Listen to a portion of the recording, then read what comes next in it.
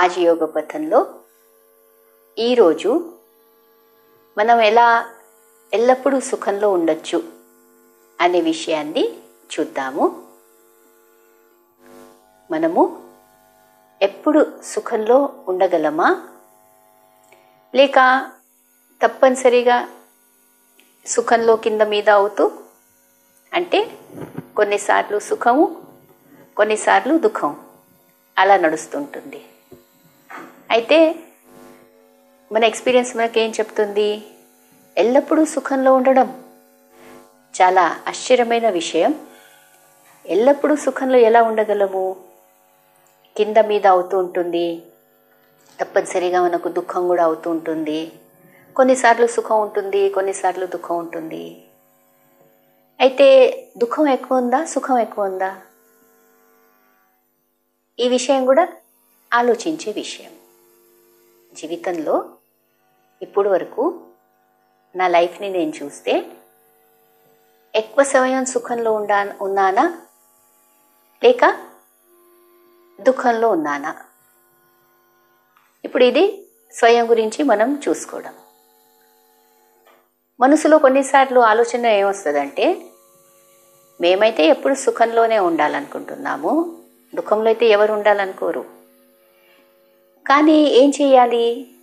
ఎవరైతే మాతో పాటు ఉంటారో వాళ్ళు మాకు సుఖంలో ఉండనివ్వరు అని అంటాం. వేరే వాళ్ళ కారణంగా మాకు దుఃఖం ఉంది అని అంటాం. ఇంకా దాని గురించి మన దగ్గర ఎన్నో ఎక్స్పీరియన్సెస్ కూడా ఉన్నాయి. వేరే వాళ్ళు దుఃఖం ఇస్తుంటే మేము ఎలా సుఖంలో ఉండాలి అని అడుగుతాం. ఇలా సుఖం అనేది ఏదైతే ఉందో అది వేరే వాళ్ళ పైన ఆధారిత ఉందని చెప్తున్నాం. వాళ్ళు ఆధారం, వాళ్ళు మరి ఎలా ప్రవర్తిస్తే దాని అనుసారంగా మా సుఖం యొక్క స్థితి ఉంటుంది అని అనుకుంటాం. కానీ ఈరోజు రాజయోగ పథంలో మనము వేరేగా చూద్దాం ఈ విషయాన్ని. రాజయోగ అభ్యాసమే ఎందుకు చేస్తున్నాం? ఎల్లప్పుడూ సుఖంలో ఉండడానికి. ఇంత దుఃఖం ఉంది ఈ ప్రపంచంలో. ఈ రోజుల్లో అయితే ఈ ప్రపంచాన్ని దుఃఖధామం అనొచ్చు. అయితే ఇటువంటి దుఃఖధామంలో సుఖంలో మనం ఉండగలమా? అది పాసిబులా, లేక మనం ఇమాజిన్ చేస్తున్నామా? అయితే ఇప్పుడు ఎంత ఎండ ఉంది బయట, టెంపరేచర్ ఎంత నడుస్తుంది? 42 degrees 43 degrees. ఆ టెంపరేచర్లో కూడా మనం మన రూమ్లో సుఖంగా ఉండగలుగుతున్నామా? ఆ టెంపరేచర్ని మన రూమ్లో మనం తక్కువ చేసుకోవచ్చా? అవును అని అంటాం. ఎలా అంటే, ఎయిర్ కండిషనర్ అనేది ఉంటే ఏమవుతుంది? బయట 42 degrees టెంపరేచర్ ఉంటే కూడా మన రూమ్లో మనం 24 degrees టెంపరేచర్ అనేది క్రియేట్ చేయగలము. అంటే బయట దుఃఖం ఉంది, అంత ఎండలంటే దుఃఖం. కానీ అటువంటి దుఃఖంలో మనం స్వయం గురించి సుఖం అనేది తయారు చేసుకోవచ్చు. అంటే ఇప్పుడు దీనికి అర్థం ఏంటిది? మన రూమ్లో మనం ఆ టెంపరేచర్ అనేది క్రియేట్ చేయగలము.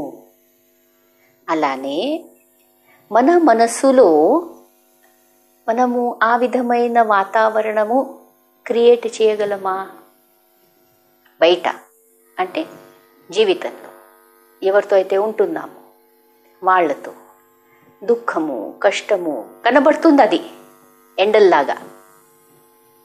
కానీ నా మనసులో, నా ఆత్మలో, నా హృదయంలో నేను సుఖం అనేది అనుభవించగలనా?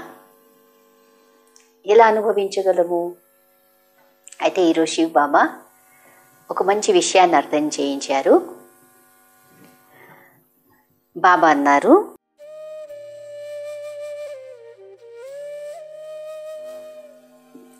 శుభచింతన ద్వారా జ్ఞానసాగరంలో లీనమయ్యేవారు అతీంద్రియ సుఖం యొక్క అనుభవి కండి.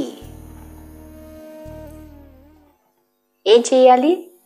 సుఖం అనేది మనం అనుభవించాలంటే ఏమంటున్నారు బాబా? అది కూడా ఎటువంటి సుఖం అంటున్నారు? అతి ఇంద్రియ సుఖం యొక్క అనుభవి కండి. దాని గురించి ఏం చేయాలన్నారు? శుభ చింతన ద్వారా. ఇక్కడ విషయం ఏంటిదంటే శుభ చింతన ద్వారా జ్ఞానసాగరంలో లీనమయ్యేవారు. లీనమైపోండి జ్ఞానసాగరుల్లో. మీ మంచి మంచి ఆలోచనల ద్వారా చింతన మంచి చేయండి. అన్నిటికన్నా ఇంపార్టెంట్ ఏంటంటే చింతన అనేది మంచిది ఉండాలి. మంచి క్వాలిటీ యొక్క చింతన చేయాలి. ఆ చింతన చేస్తూ ఉంటే బాబా అంటున్నారు, మీరు నేనిచ్చే జ్ఞానంలో ఎంత ఇమిడిపోతారంటే, ఎంత డీప్గా వెళ్ళిపోతారంటే, మీకు బాహ్యంలో బయట ఏదైతే నడుస్తుందో దాని ప్రభావం మీపై పడదు.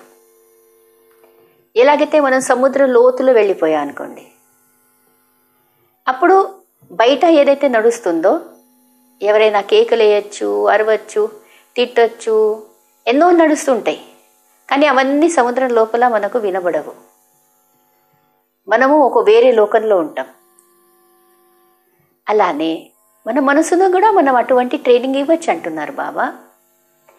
బాబా చెప్పే ఈశ్వరీయ జ్ఞానం యొక్క చింతన చేస్తూ ఉంటే ఆ స్థితి ఎలా ఉంటుందంటే జ్ఞానసాగరుడిలో లీనమైనట్లు ఉంటుంది. ఆ లీనమైన స్థితిలో ఏమవుతుంది? మనకు ఏదైతే బయట ప్రపంచం ఉందో ఆ ప్రపంచం నుంచి మనం ఎంతో దూరంగా ఉన్నట్లు అనిపిస్తుంది. అంటే ఆ ప్రపంచంలో నడుస్తున్న విషయాల యొక్క ప్రభావం మనపై పడదు. ప్రభావం కూడా పడదు. రెండోది, బయట ప్రపంచం యొక్క ప్రెషర్, దబావ్ అంటే ప్రెషర్ కూడా మనపై అలా ఉన్నట్లు మనకు ఎక్స్పీరియన్స్ కాదు. ఎందుకంటే మనం లోతులో ఉన్నాం, డెప్త్లో ఉన్నాం అన్నమాట. దీనికి ఏం కావాలి?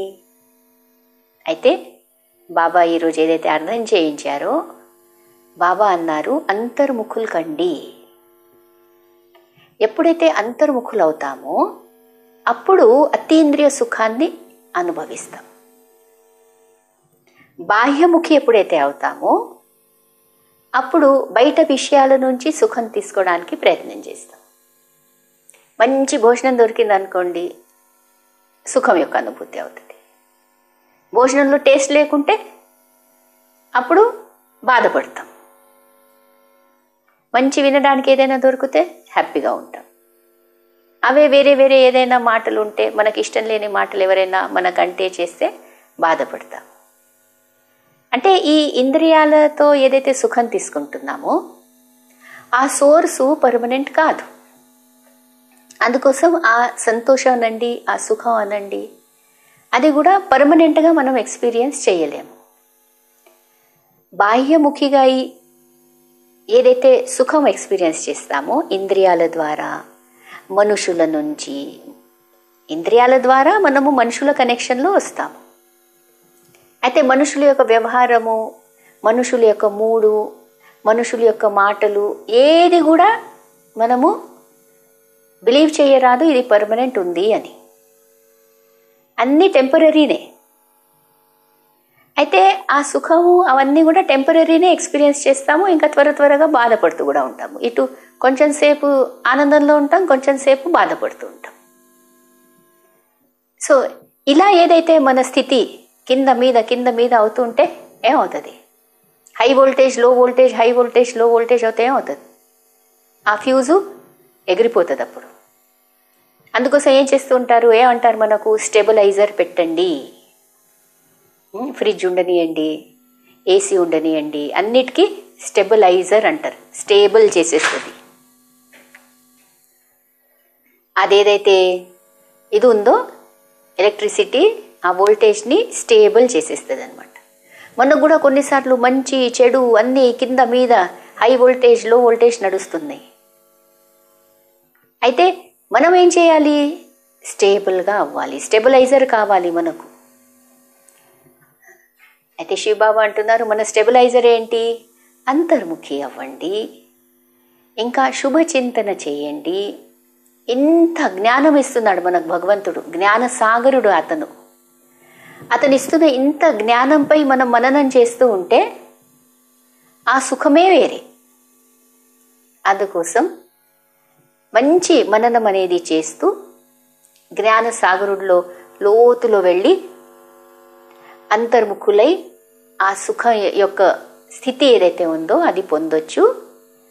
బయట దుఃఖం యొక్క పరిస్థితి, వ్యతిరేకమైన పరిస్థితులు ఉంటే కూడా బాబా అంటున్నారు మీరు సుఖం యొక్క అనుభూతి అనేది లోపలే చేసుకోవచ్చు, మీ చేతుల్లో ఉంది. దీనికి ఆధారం ఏమన్నారు బాబా? ఒకటి వచ్చేసి అంతర్ముఖం అవ్వండి, రెండవది శుభ చింతన చేయండి. దేనిపై చింతన చేయాలంటే భగవంతుడు ఇస్తున్న జ్ఞానము. మరి భగవంతుడు జ్ఞానం ఎలా ఇస్తున్నాడంటే మనకు రోజు జ్ఞాన మురళి చెప్తున్నాడు. శివబాబా రోజు జ్ఞాన మురళి చెప్తున్నారు. ఈ జ్ఞాన మురళిని వింటూ చక్కగా మననం అనేది చేస్తూ, ఆ మననం ఏం చేసేస్తుందంటే మనకు ఈ బయట ప్రభావాలు ఏవైతే ఉన్నాయో, బయట ప్రెషర్స్ ఏవైతే ఉన్నాయో దాని నుంచి ఎలా మనం కాపాడుకోవాలని నేర్పిస్తుంది అన్నమాట. మనం చూడండి, వాటర్ ప్రూఫ్ వస్తువులు తయారు చేస్తాము, సౌండ్ ప్రూఫ్ రూమ్ తయారు చేస్తాము, స్క్రాచ్ ప్రూఫ్ వస్తువులు తయారు చేస్తాము. అంటే దేని యొక్క ప్రభావం అనేది మన వస్తువుపై పడకూడదు. మరి దుఃఖం ప్రూఫ్ జీవితం అనేది కూడా తయారు చేసుకోవచ్చు కదా. మనమే తయారు చేసాం కదా ఈ వస్తువులన్నీ. అయితే మన జీవితాన్ని కూడా దుఃఖం ప్రూఫ్, అశాంతి ప్రూఫ్ జీవితము తయారు చేసుకోవచ్చు కదా. ఎలా చేసుకోవాలంటే ఇంకా లోతులో వెళ్ళిపోవాలి. జ్ఞానసాగరుడిని లోతులో వెళ్ళిపోతే ఆటోమేటిక్గా మనం కూడా ఈ నెగిటివిటీ ప్రూఫ్ అయిపోతాం అన్నమాట. అయితే ఇప్పుడు కొంచెం సేపు ఎలా చేద్దాం యోగాభ్యాసం అనేది? లోతులు వెళ్ళిపోతాం. శివబాబా జ్ఞానసాగరుడు, నేను జ్ఞానసాగరుని డెప్త్లో వెళ్ళిపోతున్నా, డీప్గా వెళ్ళిపోతున్నా, మననం చేస్తూ డీప్గా వెళ్ళిపోతున్నా, అంతర్ముఖమై డీప్గా వెళ్ళిపోతున్నా. ఆ డెప్త్లలో ఏమవుతుంది? ఆ నెగిటివిటీ ప్రూఫ్ అయిపోతాం మనం. ఇంకా అతీంద్రియ సుఖము ఎల్లప్పుడూ ఎక్స్పీరియన్స్ అనేది చేయగలం అన్నమాట. ఇక్కడే ఈ జన్మలో, ఈ జీవితంలో, ఈ స్థానంలో మనము గృహస్థ వ్యవహారంలో ఉంటూనే ఈ ఎక్స్పీరియన్స్ అనేది చేయొచ్చు రాజయోగ అభ్యాసం ద్వారా. అయితే ఈరోజు ఏ లక్ష్యంతో చేద్దాము మెడిటేషన్? నేను ఆత్మ అంతర్ముఖమై శుభచింతన ద్వారా జ్ఞానసాగరుని లోతులో వెళ్తాను, ఇంకా అతీంద్రియ సుఖాన్ని అనుభవిస్తాను. ఈ లక్ష్యంతో కూర్చుందాము.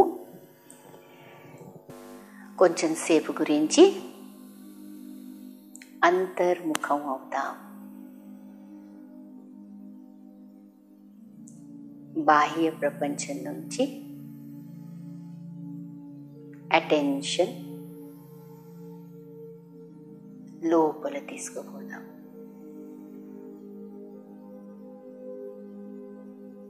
లోపల పంచతత్వాల ఈ శరీరంలో స్వయం యొక్క జ్యోతి స్వరూపంపై ధ్యానం తీసుకుపోదాం.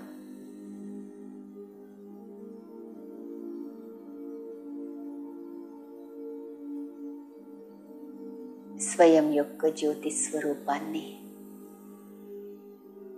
చూస్తూ దాని యొక్క అనాది అవినాశి స్వరూపాన్ని చూద్దాం. కళ్ళెప్పుడు బయట కాదు, లోపల ఆత్మదర్శనం చేస్తున్నాయి. చెవులు బయట విషయాలు కాదు,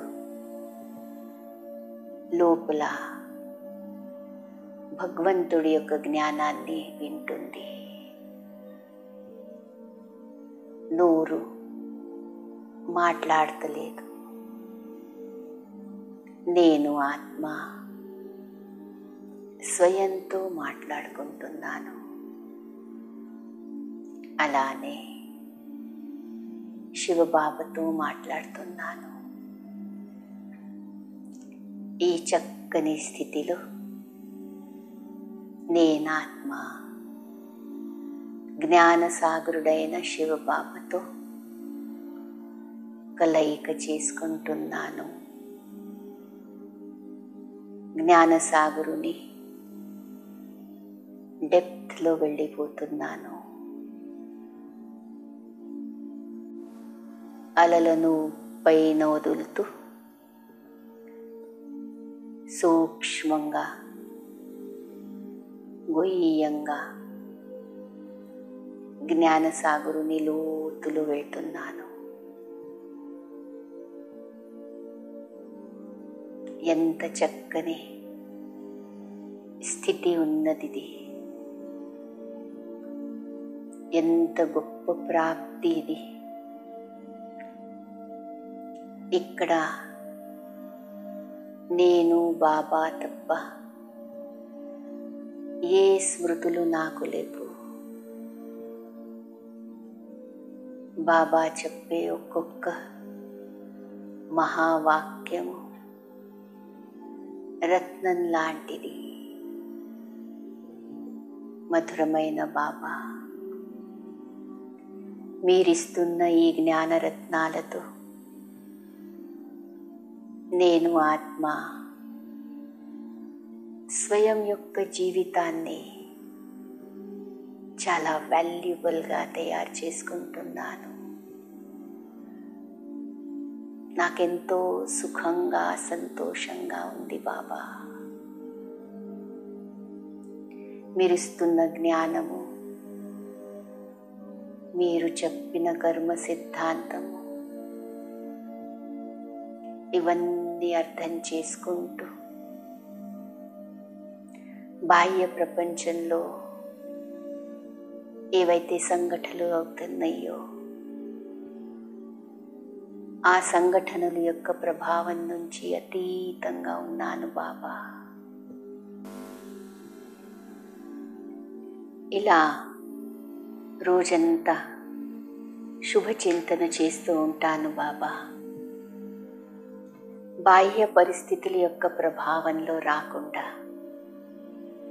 బాహ్య పరిస్థితుల యొక్క ప్రెషర్లో రాకుండా, నేనాత్మ వాటర్ ప్రూఫ్ లాగా, స్క్రాచ్ ప్రూఫ్ లాగా, ప్రాబ్లం ప్రూఫ్ ఉంటాను బాబా.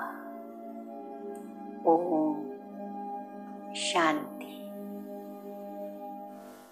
ఇలా జ్ఞానరత్నాల యొక్క గొప్పతనము, దాని యొక్క గుహ్యతను అర్థం చేసుకోవడానికి రోజంతా శుభచింతన చేద్దాం. ఇంకా సుఖాన్ని అనుభవిస్తాం. మరి జీవితం యొక్క అర్థమే ఎల్లప్పుడూ సుఖంలో ఉండాలని కదా.